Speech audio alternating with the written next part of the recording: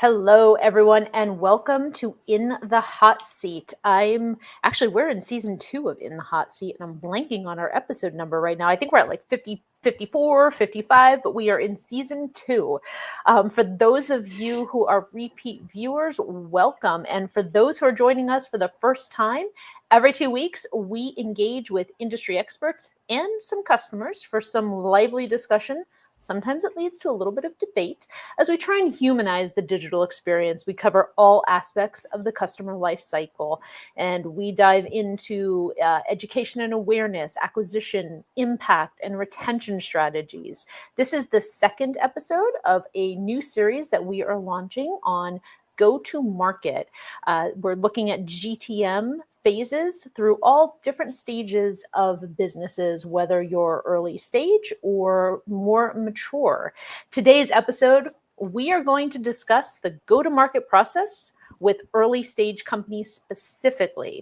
Early stage companies tend to differ from growth stage and more mature in that with limited capital, it really forces the company to get that business model and the initial execution of the product market fit correct as soon as possible. Wouldn't you agree, Jason? It's just a little bit more important right at that stage.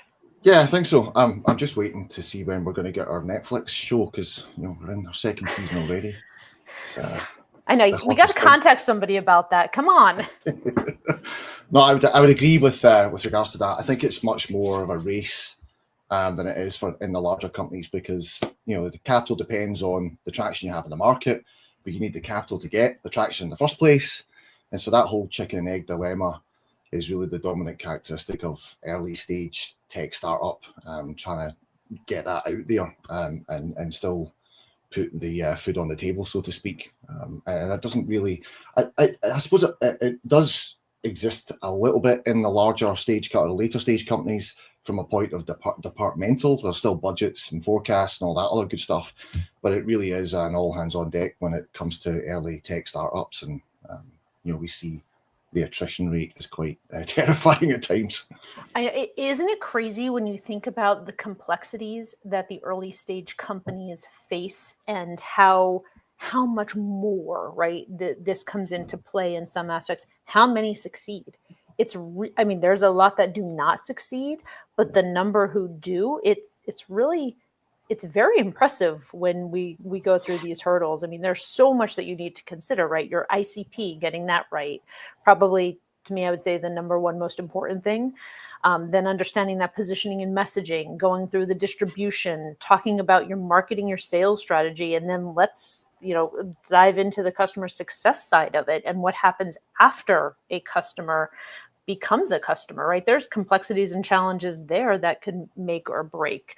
Right. I think there's a lot that goes into that, and I can't wait to dive into that today.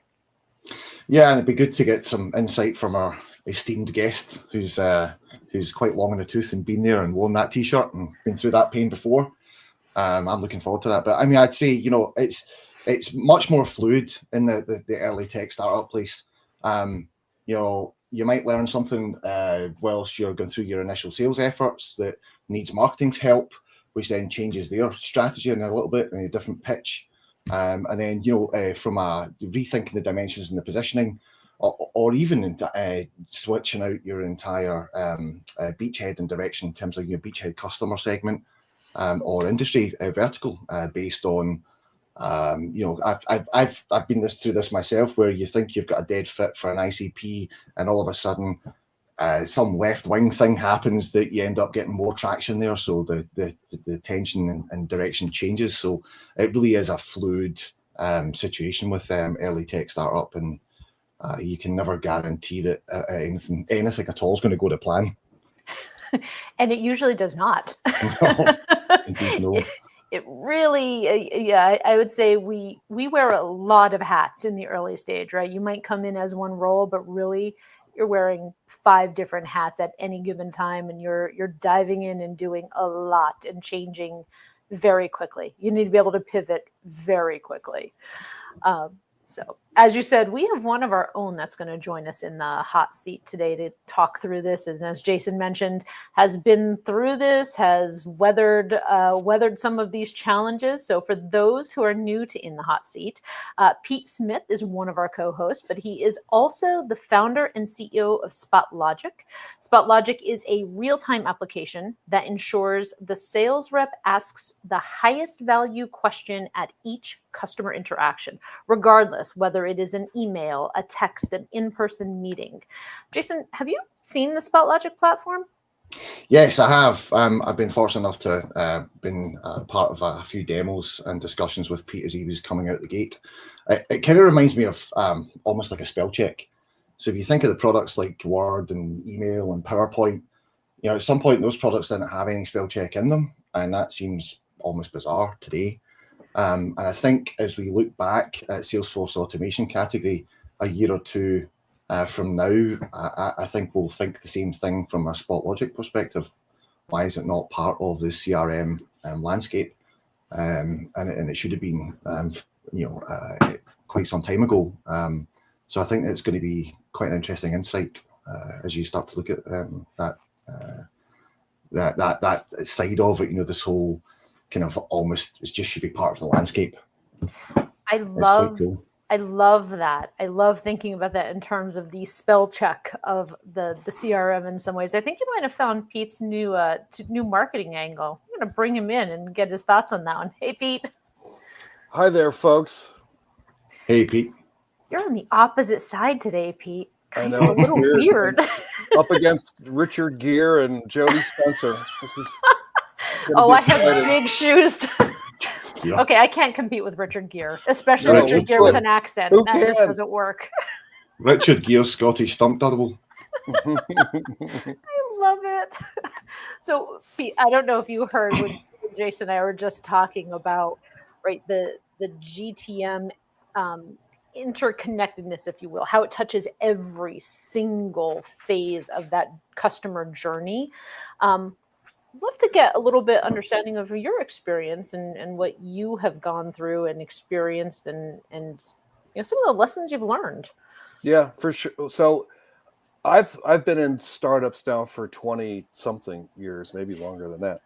And it's always struck me how interdependent sales and marketing are in those companies. Now, I haven't seen it executed well where they do work together well. They still seem to be in their own little fiefdoms. But to me, like, if we're going to make this thing work, it's not like, is the salesperson, doing enough sales calls? It's do we have a product that the market wants? And, I think it was Mike Tyson that said, everybody's got a plan until you get hit in the mouth. Right. And so you take your thing out to the market and you get hit in the mouth and you have to learn as fast as you can. Then you go back out for round 2 and you iterate on what it is that's really needed and valued by the market and what can they adopt, which is another big thing. And then of course that just sort of filters into the marketing and all the other. It might even cause you to search out partnerships that you hadn't previously thought of that could, bring you economies of scale and recognition and so on. So yeah, I think I'm a big believer in this interconnectedness thing. I just think it's difficult to work with other people in different divisions who have different incentives and different leadership and different cultures. It's just the execution part is always the hard part, right? And then the last thing I'll say, I think it's worth noting is there was this guy named Theodore Levitt who was a marketing professor, but he wrote this at Harvard, but he wrote this book called The Marketing Imagination decades ago. And he said something I thought was exactly right, which is that, you don't define yourself, the market defines you. So you don't really know what you are until you're out there and you're getting the feedback. And you get enough of that feedback where you can go, oh, okay, this is what we should be dialing into. I think you said something really important that I want to just pause and reiterate again, especially when you're talking about GTM. Right, breaking down those silos internally and everyone working as a team. Once people, I think, in various departments understand that truly everyone is in sales and marketing, regardless of your department. If you think about it, right, every interaction with the customer is making them successful, making them happy, getting that renewal. That is really all the fundamentals of sales and marketing. So while people hear the term GTM and immediately think, oh, that's sales and marketing. That's their problem. That's their challenge. It's actually not, right? It is a full company objective, and it really needs to come down from leadership. Leadership has to drive that and be on board at the highest executive level. That's the only way that GTM is going to be successful. Yeah, I mean, the customer success role is a great example of that. That came out of the fact that we moved to a software as a service business model, and then everybody's like, well, wait a minute, we used to have 3 years to care about the customer. Now they can leave, maybe at the end of the month, and so like we really needed to up our game in terms of caring for the customer, and so the cost of sales went up by however many customer success reps we added, and then just the risk of that business model in terms of revenue attrition and so on. So it's that's one little thing almost. It's almost as simple as the pricing model. It's changed everything about go to market for those. I also think it's also amazing how fast those silos grow, even in a small company. A lot of tech startups, it's a handful of people in the same room, but it's quite remarkable how quickly silos can happen, not just from an individual person perspective, but even just data silos. You build stuff really quickly and across a whole variation of different formats and applications and SaaS-based products and free this and free that, and and it's remarkable how quickly that data can get siloed and you lose sight of the end goal. I think, Pete, as you talked about going through the process of getting the go-to-market piece of it, clearly SpotLogic is geared up from a sales perspective. So ultimately it's about helping people sell better, faster, more efficiently, be the trusted partner. I'm probably not doing it as much justice as you can in terms of the elevator pitch, but from that perspective, is selling to the sales orgs in these companies different from selling products to other types of markets? Is there any particular challenges that you feel? Yeah, this is the first time I've sold to sales organizations. In the last 15 or 20 years, I've really been focused on bleeding edge technologies to Wall Street companies. And Wall Street in particular really saw a connection between the state of the technology and their competitive advantage, which means what they get paid, right? They just saw that. And I mean, I know one firm that used to throw out PCs every 18 months just because they thought that the next round was, they were just on the Wintel treadmill, as they called it. And they just wanted the latest and greatest because microseconds mattered. In sales organizations, I don't know that it's changed ever. Like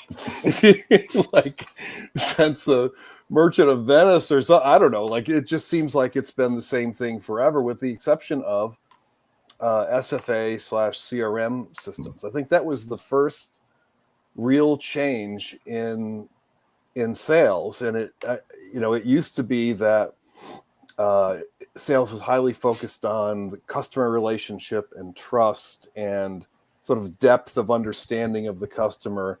And then the CRM industry was more focused on measuring activity, data. And the whole, ironically, the customer piece just sort of, flew away from customer relationship management. So the relationship flew away too. So we were just down to management.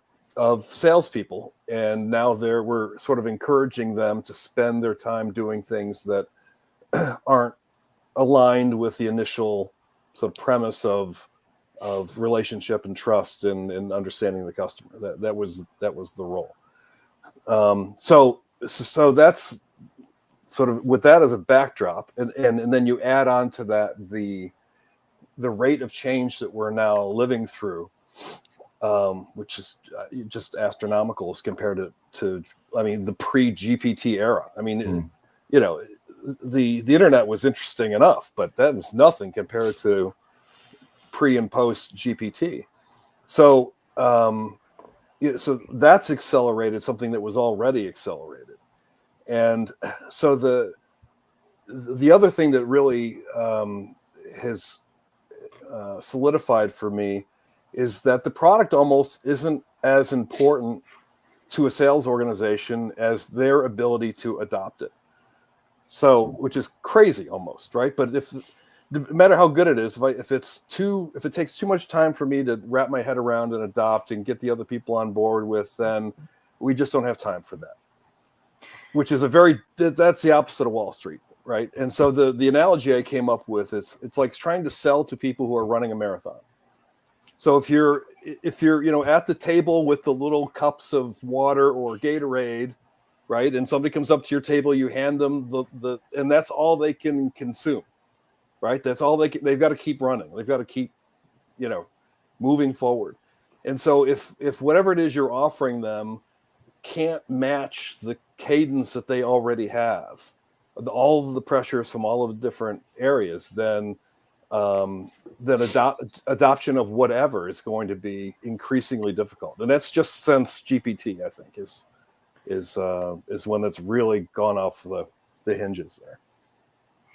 Well, it's interesting when we talk about the go-to-market strategy, getting someone implemented quickly, getting their head wrapped around it, letting them, giving them enough information that they can wrap their head around it. And if we extract that back and bring it back to the GTM strategy, I think a lot of what you said also really talks to the challenge that you have with a GTM strategy in early company, because customers or prospects are coming to the web and they're finding information out, they're educating themselves, they're getting more up to speed before they raise that hand, right? And say, hey, I'm interested. Let me understand how this applies to my particular challenge. And I feel like in the I know in the early stage companies, this is much more difficult, right? Because at later stage and more mature companies, you have more content, more resources, there's more that someone could go out and find information on. There's more reviews, there's more customer examples, and you don't have that liberty in that early stage, right? It's going back to what comes first. You don't have customers to talk about their success, to build that trust, to get the customer to say, hey, let me see what you have. I mean, it's hard. Yeah. We've taken a very focused approach on what we're communicating and how we're communicating it. And because you've got to think about sort of who you are up against and what their resources are, right? So if I tried to play the same game as some company with 10,000 employees, that's just a waste of everybody's time. So we've got to spend more time on sort of just plucking out those insights that would just get lost in the mess of 100 PDFs and so on and so forth. And even with LLMs weeding through that for you, my experience with LLMs is that they do a fantastic job of summarizing what has happened a lot or has been said a lot, and not so much on picking out the thing that's most important about what this person just said in this conversation. So it's fine if you want to use summaries to placate management, right, as a salesperson. Okay, that meeting thing is done, but the information I care about could be totally different.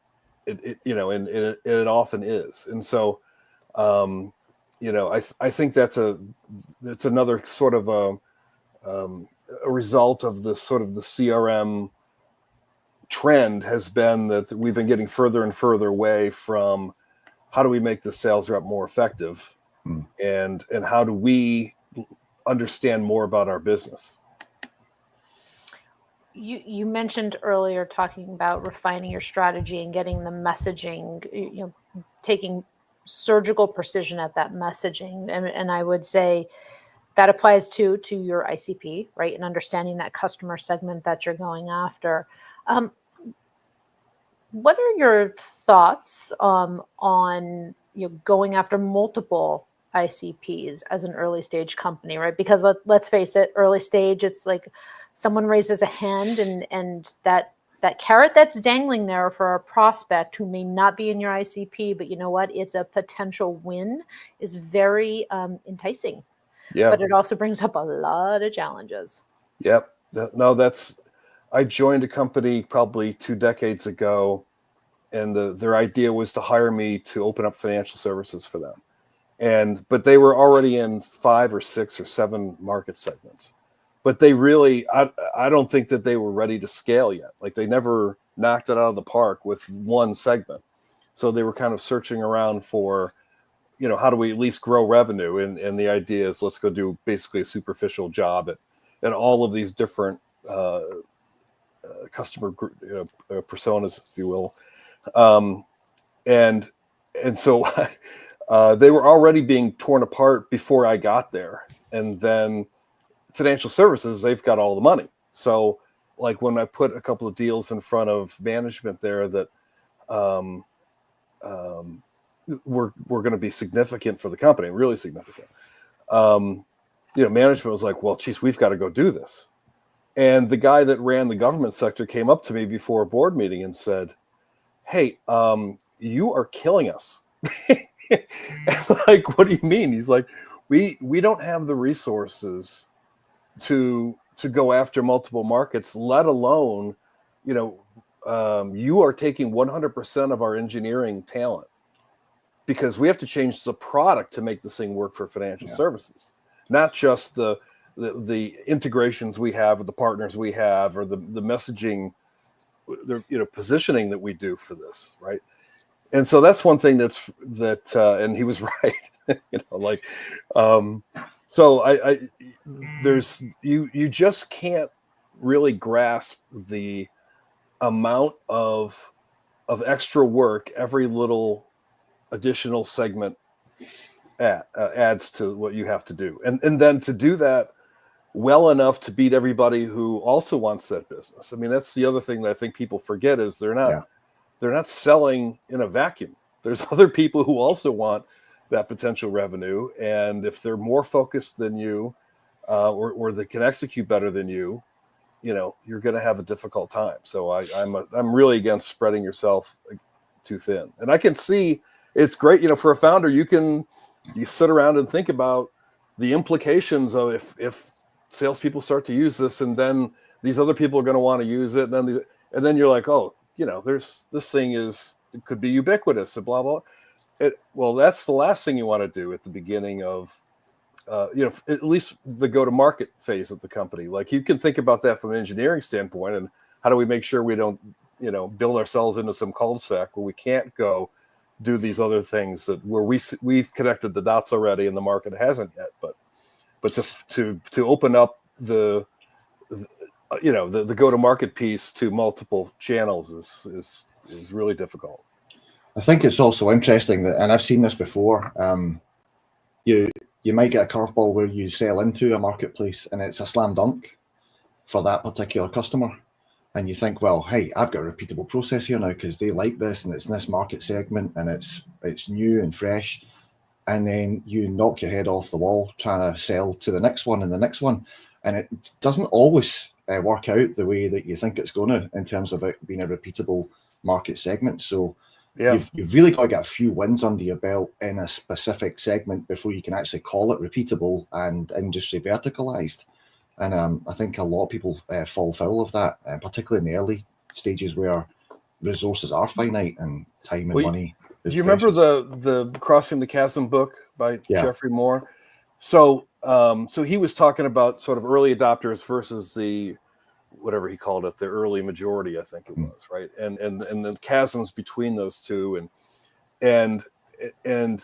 but these early visionaries are the people who are going to buy your minimal viable product, but the early majority is not, right? And so you've got to find these sort of needle in a haystack kind of visionaries that want to buy this thing. So in my case, I'd spent lots and lots of time selling to financial services in general, commercial banks and so on, and then I got to more of a Wall Street focus as I went on. But in the middle of that transition, I worked for my first AI company in 1997, and I got a meeting with the president of Capital One. And back then, they had twice as many statisticians as their next biggest rival, which was MBNA, which is later bought by Bank One, which is probably later bought by somebody else. But in any case, they were just head and shoulders above everybody else in the marketplace in terms of their ability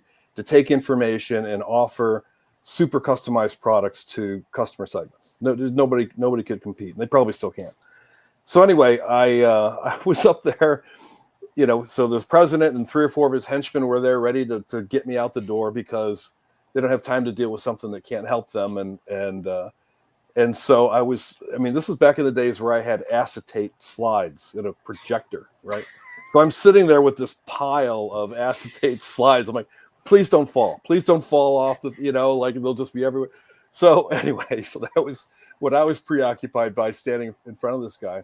And I'm about to say hello, right? And he goes, stop. And I'm like, okay. And he's like, who else has this? And I said, nobody. I thought that's why you'd be interested. He said, correct. Continue. Right? But if I had said that to a major bank, nobody else has this, they would have gone, meeting over. Yeah. So there's just but they all have credit cards, right? So I'm talking about the use cases for credit card, segmentation, and I wound up with a co-development deal with Capital One on one side of this, and probably 3 or 4 years before anybody else would have bought it from just other credit card companies, just because. So that's another thing that just adds to that problem, Jason, is that your nearest neighbor might not be a nearest neighbor in terms of the culture or the mindset of the leadership and the sort of their understanding of the value of technology and when to adopt it. Well, sticking to the sales technology play, and as well as obviously the LLM and ChatGPT dawning, which seems to have, the scaremongering of everybody's going to lose their job. From your perspective, and obviously you're heavily involved in building a sales tech that has some AI dependencies built into it. How do you see that playing out from a sales tech perspective?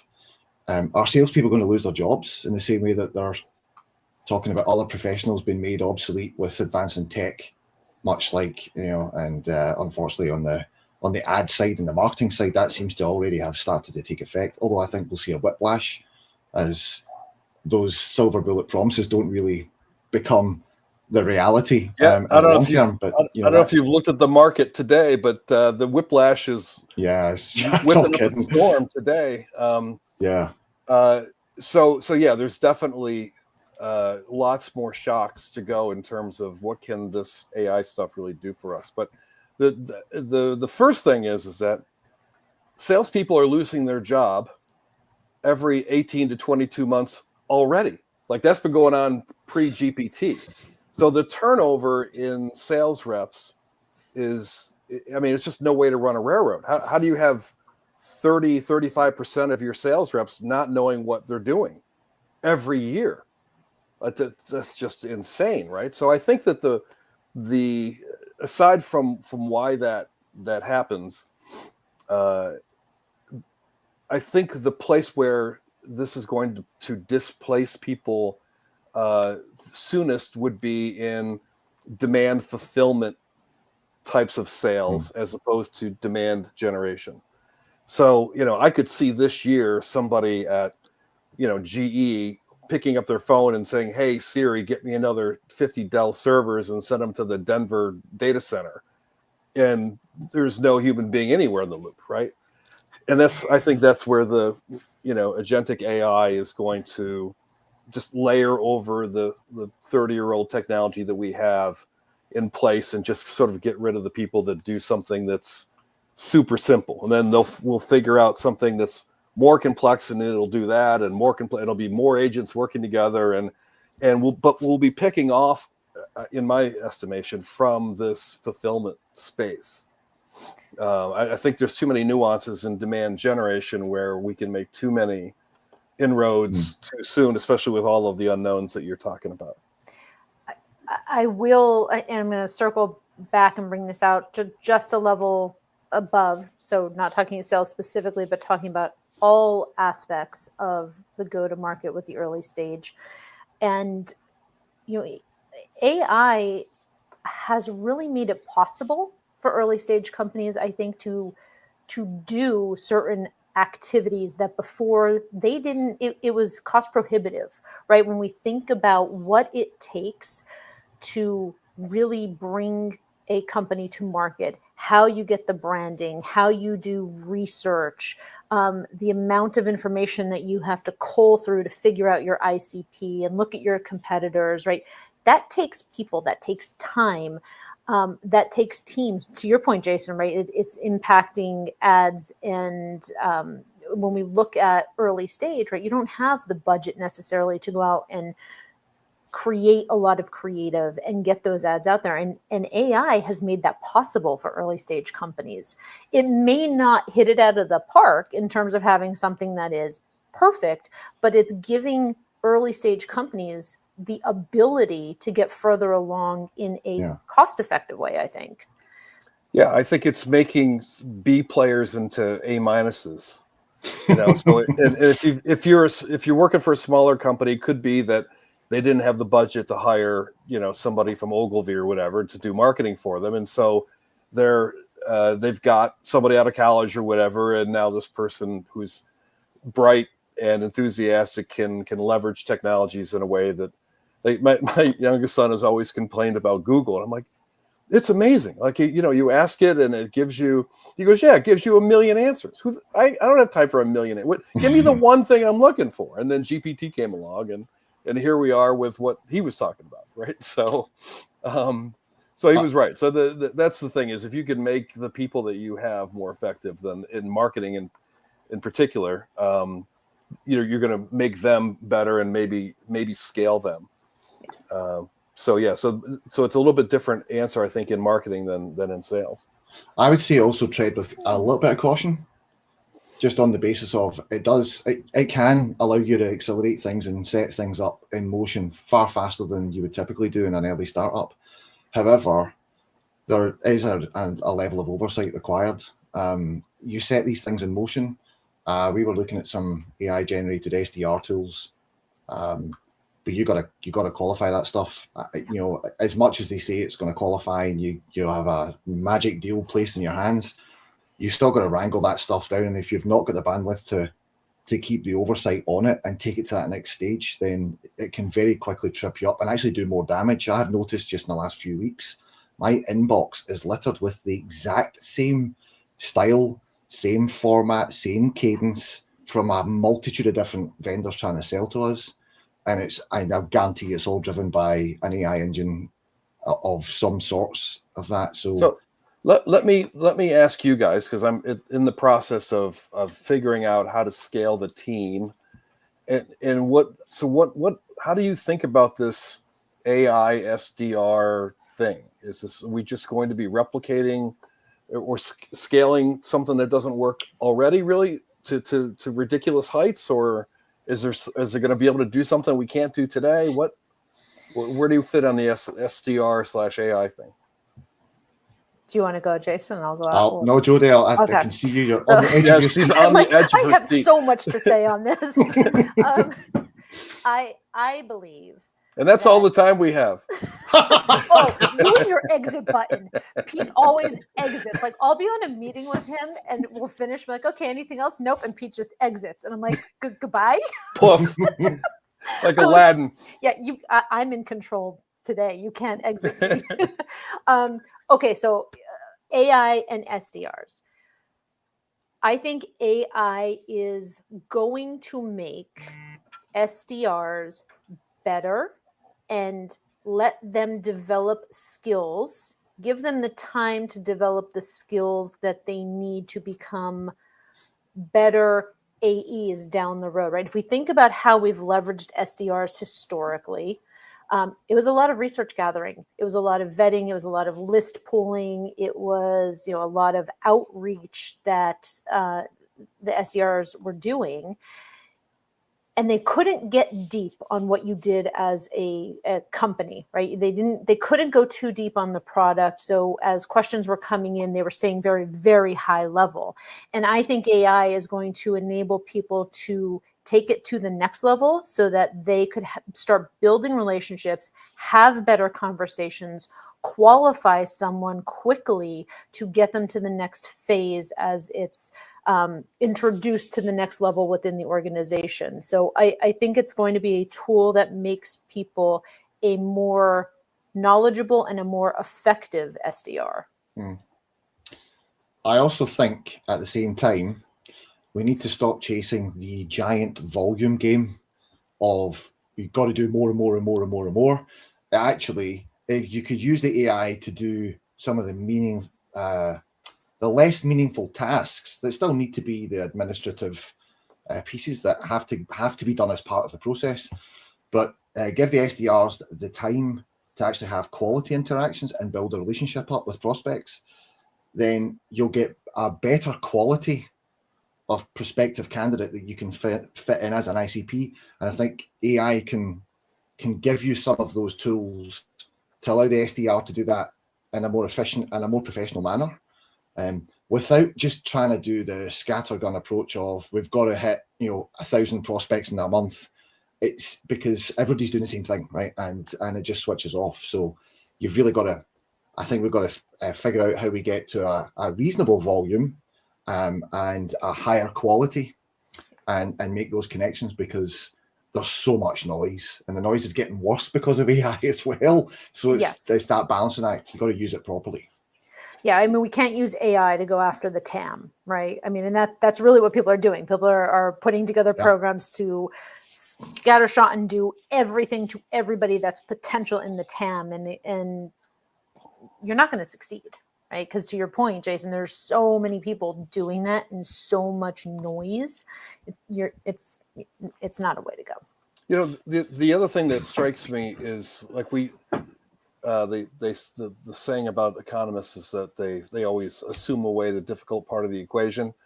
It's like when we talk about SDRs, it reminds me of the Groucho Marx line of I would never want to be part of a club that would have somebody like me as a member. So like the idea, like, oh, this person will talk to me on the phone. Okay, well, he's probably not the right person. If the person you're talking to will talk to you on the phone just as you call, they've got time for that, they're not the right person. So I don't. Maybe the 1% to 2% hit rate has something to do with the fact that, of course, this is not going to pan out because this person is not part of the decision stakeholder group, right? So let me ask, as you look back and think about your experience with GTM for those early stage companies, what would be the greatest lesson learned or the biggest takeaway for something that a company should not do as they're building out a GTM strategy for going, in their early stage development? I think the number one thing would be to, research as much as you can, but initially you have this insight. It's been my experience. These are the people who have this problem, and then you you say, okay, these technologies will solve that problem. That's the beginning of a company that could work. Starting with a real problem, then you're figuring out what technologies are required to solve that problem, and then you go solve it. So once you have this initial insight, you're probably going to be ahead of the market in general, right? And so I think the number one thing you could do wrong is to not give that enough time. It takes time, and you have to kiss a lot of frogs to get your idea in front of the right person. So it could be that Bill doesn't think that what you're talking about makes any sense, and Mary, who's sitting at the very next table, says, "Oh my God, this would solve this, this, and this." So different people get it, and other people won't ever, or whatever, or they are joining because other people have already joined the group, right? So I think that's the thing, is you got to find those individuals inside organizations that see it. So you just brought up something that we I glassed over when we were talking about identifying the ICP, right? Within the ICP, you have your personas, and what you said was, that extremely important. Oftentimes, I feel like when I'm talking to early stage companies who are identifying their ICP and persona are not one and the same thing, right? And that if you're not tuned into that and understand how the two play together, that's a really critical piece to focus on early on, because personas, to your point, Pete, matter. You could be talking to Bill at the company and Mary at the same company, and the way that you're delivering that message based on what matters to them and who they are in their role, it changes what they're hearing and who's going to raise their hand and say, wait, no, we are interested. That resonates with me. But I think that the thing that I've learned is that it's not like this role, head of sales enablement, as an example, is the one that's the right role. It's for this company, the right role is this person. I got introduced to a top 20 technology company, and my friend said, this guy runs sales operations for Europe and Asia. I'm like, I don't want to talk to sales operations. That's the opposite of what I do. I don't measure people. I don't, I'm not managing the forecast. I'm not doing what CRM does. I'm doing this other stuff that they're not doing. And so this guy doesn't have a quota, so he's not going to get it. And he goes, no, you don't understand. This guy is being groomed to run the whole place. So you should go talk to him, because he's really going to get this. And within 5 minutes, he's like, you're fixing the number one problem we have. Our salespeople don't know what to ask to who. We've got to solve that. And he's like, I'm thinking of a pilot here in London, and I'm thinking of one in Sweden. And because we have two different types of people in these two different locations, one of which is very aggressive in terms of adopting new technology and trying to gain advantage. And the other one is, I've been successful doing this for the last however many years. I'm going to keep doing it. And we've got to solve that as a company. And I think these are so anyway, he got it immediately, but not in the role or the persona that I would have picked. Yeah, and that's not unusual. I think all you need to do now is just do that another 100 times over, and you're fine. So right. That's where the activity comes in, right? Yeah. So I mean, in terms of actually the how you're going to market from a sales perspective, so a sales model, what are you thinking about at SpotLogic? Have you taking a single approach? Are you doing a direct? Are you looking at a multifaceted, more partner, reseller, marketplace even? Especially given the fact that I think you weren't on yet, but my opener was around this being almost like spell check for CRM. It should just be part of that stack. So how do you go and sell that spell check into that customer base? So as we get more robust in terms of users, which equates to data, which equates to intelligence, we can get far more toward the spell check idea, where it just plugs into any product and it's just there to help you do the thing, and we're just this sort of fractional horsepower engine sitting in the background doing this one thing, but better and better and better. And so, the type of people that we need initially are not, it's going to be 80% direct sales versus 20% all else. And then I think in perhaps as short as a year, we can flip that to 80-20 the other way. But that has to do with like the robustness of the intelligence of the platform. And, if we have our first customer has 10 users and our second customer has 10,000 and our third one has 50,000, that's a different scenario than we're selling 100 at a time. Right. So we sort of have to ride the wave of how robust the product can get. And that gives us more degrees of freedom in terms of how we can get to the rest of the market. But the key is, I think, the number one thing is, do the dogs eat the dog food? Do salespeople love to use the sync, and are they to the point where they can't do their job without it? And if we've done that, then the rest of the stuff will really sort itself out. Too many companies have the opposite approach of this is what the management would want, and then they wonder why salespeople don't want to use it. You just made me think about an idea for the show in terms of this theme, but following one company through it, it'd be a long tail approach, but following one company through the different maturity stages and the lessons learned along the way. So you may have just put yourself in the hot seat for that one, Pete. Just an FYI. What's the exit button on this? It's good that we just ran out of time. So sure we did. All the time that we have for today. Thank you so much, Pete, for jumping on the other side and being in the hot seat. My pleasure. You survived it. So let's see. We're going to follow you throughout the SpotLogic career and put you in the hot seat a little more often. Sound good? Sounds great. Thank you, everybody. My name is Jody Spencer. And I'm Richard Gere, apparently. Thanks for joining us for In the Hot Seat. If you have what it takes, please reach out to us. We would love to talk with you. Have a great afternoon. Thanks, guys. Bye.